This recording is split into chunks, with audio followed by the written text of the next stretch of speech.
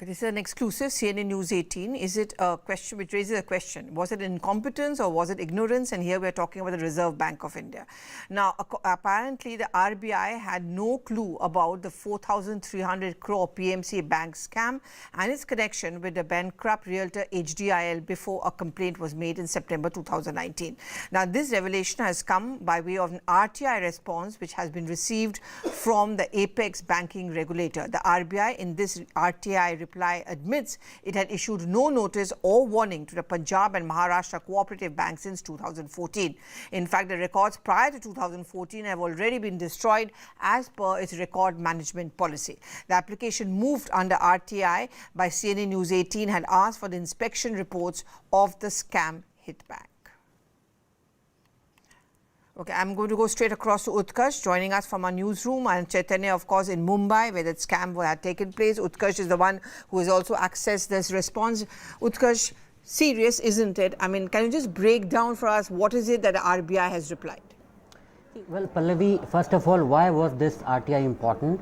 There are at least 16 lakh depositors, customers of the banks who have been hit, who are now helpless, who are made to run helter-skelter because of this scam. Now, this scam was happening in the bank under the nose of the inspections by the RBI. Under the Banking Regulation Act, the Reserve Bank of India is obligated to carry out annual financial inspections of all the scheduled commercial banks. Between 2014 and 2018, there were 4 inspections which were done by the RBI of this bank. So this is completely startling as well as surprising that while all this scam was being raked up, the RBI officials who were carrying out the inspections, they remained clueless. They did not know that the scam was taking place, and the PMC Bank, in cahoots with the HDIL, by using dummy accounts, fictitious accounts, was successfully carrying out this magnitude of a scam, while the RBI remained oblivious. So this is how, when I filed this RTI application, I wanted to know whether the RBI was carrying out inspections as mandated under the law, and if those inspections were being carried out, how did the RBI not know that this was happening in the PMC Bank? Now, the reply by the RBI says that records prior to 2014, they have already been destroyed. There were inspections carried out for the financial years between 2014 and 2018, between September to October 2015, from August to September 2017, from January to January 2018, and again from October to November 2018. Despite all these inspections, the RBI officials could not have any idea of such a huge scam taking place in the PMC Bank. Now, when I asked in the RTI whether RBI issued any warning, caution, advisory or penalty on the PMC Bank, the answer was in a negative. RBI says that it has not issued any notice or even warning to the PMC Bank. Now, this is completely, again, I am saying this is shocking, that while a bank had such a huge scam taking place, the RBI was completely unaware, clueless, and did not do nothing. This is why the question mark over the competence of the RBI. Is it the incompetence of the RBI? Is it the complicity of the RBI officials? Or is it just the ignorance of the RBI? Because RBI, under the law, is mandated to carry out inspection so that no bank can do its operations to the detriment of the depositors, which has happened in this case. And you know, when the finance minister was in Mumbai and the depositors over there went up to her asking for help, and the government has tried to pitch in, all along Nirmala Sitharaman was saying that it's something which the RBI really has to come out with some kind of system. Now, with this latest response from the RBI, Utkarsh, does it then become even more embarrassing and difficult for the RBI and to convince its depositors that justice will be done? Yes, the way RBI has responded to this RTI application, it is very much clear that RBI was clueless. RBI had no idea that a scam was taking place in the PMC. It was carrying out annual financial inspections, but despite those inspections, there was no idea that the RBI could not do anything. RBI did not do anything, not even a notice was issued to the PMC Bank. And it was only in September 2019 when a complaint was made to the RBI swung into action. This is why a big question question mark on the competence of the RBI. The finance minister is well within her authority to make those statements, but has the RBI in a way acted completely inefficiently? Where is the efficacy of the RBI? Where is the obligation of the RBI being fulfilled by the central bank is the question here, Pallavi.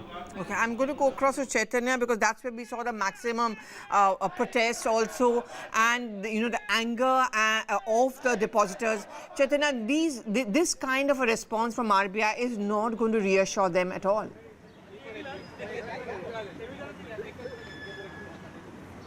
Well, definitely, because we know that from the time these depositors learned about the scam at PMC Bank, learned that they couldn't withdraw money from their own accounts, that is when, in fact, we have seen a series of protests that were going on. And all what was told to them is that already a red flag was raised by the RBI in the year 2014-15, and at that point of time, in fact, it was also notified to the bank that something wrong is happening at the PMC. But now, after this particular RTI report or RTI reply from the RBI, it is quite shocking to all the depositors. I have been talking to a few since morning, and all what they have said is that this is very shocking, because all they were knowing about is that, well, there was some sort of a financial report at that point of time which did notify about this particular scam in the bank, and there was something wrong which was happening, and the always question that why did RBI not take action at that point of time itself. But then now, after this particular RTI reply, they are quite shocked to know that RBI never notified or never, in fact, sent any sort of a notice, warning, or never took any action against PMC Bank. And if that was done at that point of time itself, then maybe these depositors would not be in this particular state. Now, we are standing right outside this RBI office here at PKC, and every time we see the protesters come here, they meet the RBI officials, and all what they are assured is that everything is going on smoothly, things will be fine. But now, after this particular RTI reply which has come to light, it is very difficult for them to believe the RBI officials as to what they have been saying, and questions will definitely be raised whether someone from the RBI was also involved or rather deliberately neglected this particular Chaitanya, I'm going to go across to Rohit. He's been one of those who's paid the price for being a depositor with the bank. Rohit, thank you so much for speaking to us. I'm sure you've seen our report where the RBI has responded to an RTI which has been filed by my colleague Utkarsh. What does it make you feel? I mean, the fact is, if the top co or bank itself has been kind of negligent about it, can one expect any justice then? Hi, this is indeed a sad day in the history of banking of this country. And this vindicates the stand of the innocent depositors.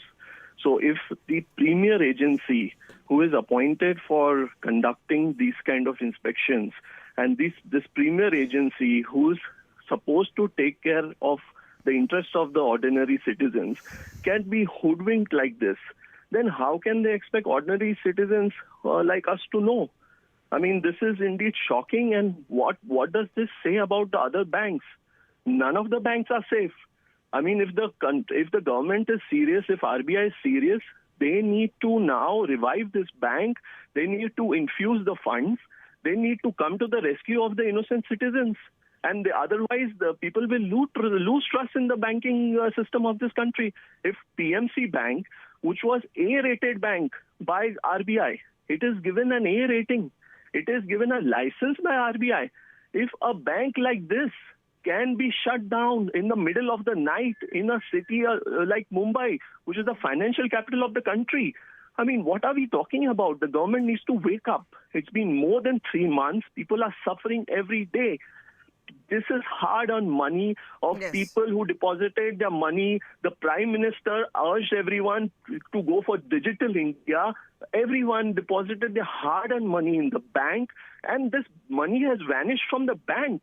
So the government needs to wake up. Otherwise, we will lose interest. We will lose confidence in the banking. People have already started withdrawing their money from the bank. Okay, in fact, this is where I'm going to get Harpreet in also, Rohit. He's also another one like you who suffered from this scam. Harpreet, now what? I mean, what kind of remedy are you going to look at? I mean, the government has to decide about it, because we have been trying our level best for the last 3 months, now, more than 3 months, in fact. And the government has to decide. They have to come out with some remedy, Right now, I'm sitting down with somebody who is also a patient of a cancer patient, and he has all his money stuck in PMC. I mean, and there is nobody to take care of this guy. I've left my work and just come to visit him right now. And the RBI has got no say about it. We've been visiting RBI from months together, and they have only one answer, that we are doing something for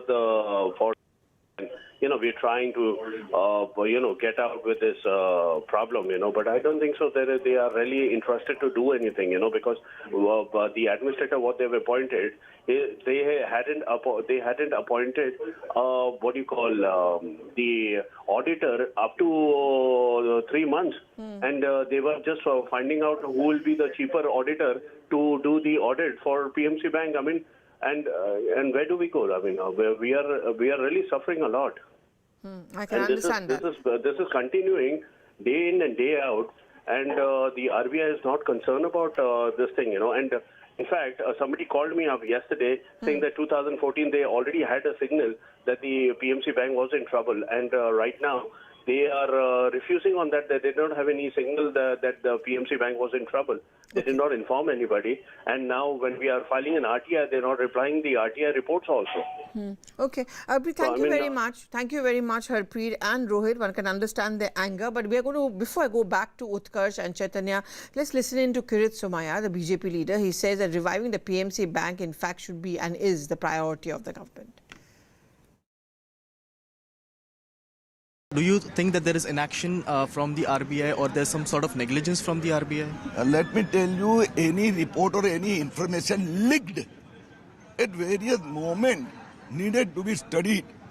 But I certainly feel there are various vested interests are working against the revival of PMC. Our first priority is revival of PMC.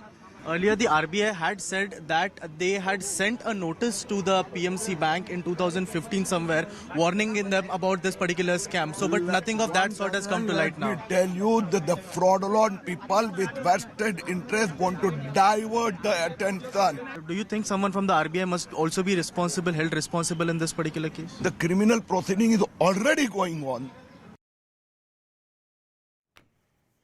Okay, Utkarsh.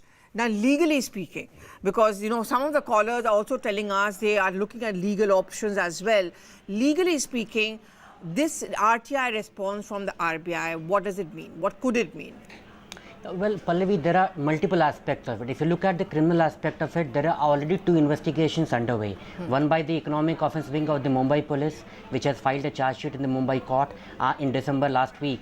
And then we also have the Enforcement Directorate looking at the money laundering aspect of it. Now, apart from that, RBI is trying to restructure the bank. We just heard a depositor talking about that they are still to appoint an administrator. Now, when you can prosecute everyone, you can jail them. HDIL promoters are in jail. The former MD of the PMC Bank is also incarcerated.